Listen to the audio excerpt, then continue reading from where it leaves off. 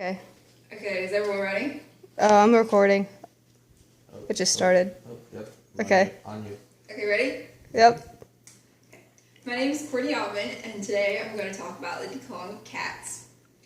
Declawing is not as safe and innocent as most people think that it is. When people think about what declawing is, they think it's just the clipping and cutting of nails. But what they actually do is they cut off the bone segment. Okay, start over. Okay. I am starting. Okay. My name is Courtney Alvin, and today I'm going to talk about the declawing of cats. Declawing is not as safe and innocent as most people think that it is. When people think about what declawing is, they think it's just as simple as clipping and cutting nails like they would do to their own fingernails and toenails. But declawing is not as simple as that. Declawing is a surgery that requires a veterinarian to cut off not only the nails, but to amputate the last bone in a cat's toe. Cat's toes are a lot like human fingers. If you look at your finger, you see it's segmented into 3 different bones. And the claw on a cat is attached to the last section of the bone in the toe. Unlike human nails that are not attached to the bone, they are just like modified skin that sits on the end of our fingertips. Today, I would like to show you how the declawing of cats is not a procedure that should be taken lightly. I've come up with 3 main categories to discuss with you that will show you that declawing is not a good thing for cats. I'm going to tell you what cats use their claws for, what happens during declawing, and what the results of declawing are. Cats use their claws for scratching, playing, climbing, defending, preying, standing, and walking. Scratching and playing may not seem important, but imagine not having nails to scratch and itch, and not having fingertips to play and have fun.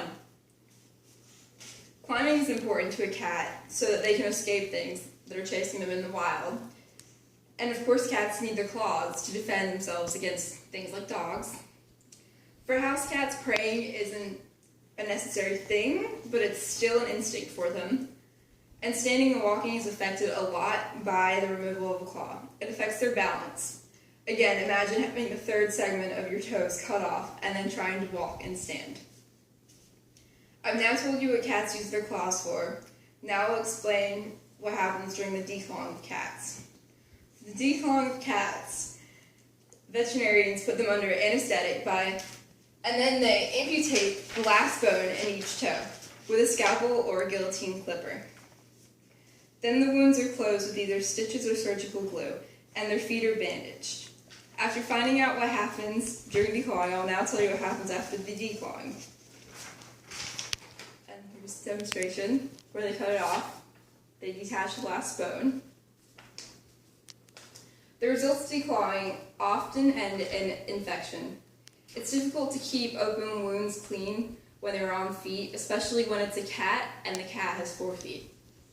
Another thing that commonly happens to cats after they've been declawed is they get arthritis. They get arthritis from the difficulty that they have when it comes to walking and standing. Cats that have been declawed end up with behavioral problems a lot of the time as well. Some cats will stop using their litter box because it'll hurt their feet and their toes with the litter getting into them. And often cats will begin to bite more because they don't have their claws to scratch with. In conclusion, I hope I've informed all of you, especially the pet owners, on the reality of cat declawing. The best way to understand how truly horrible it is for a cat to be declawed is to imagine having every fingertip and every toe amputated from the last knuckle. For every type of cat, claws are important. I hope that everyone will reconsider getting their cats declawed in the future and that you pass this information on. 340.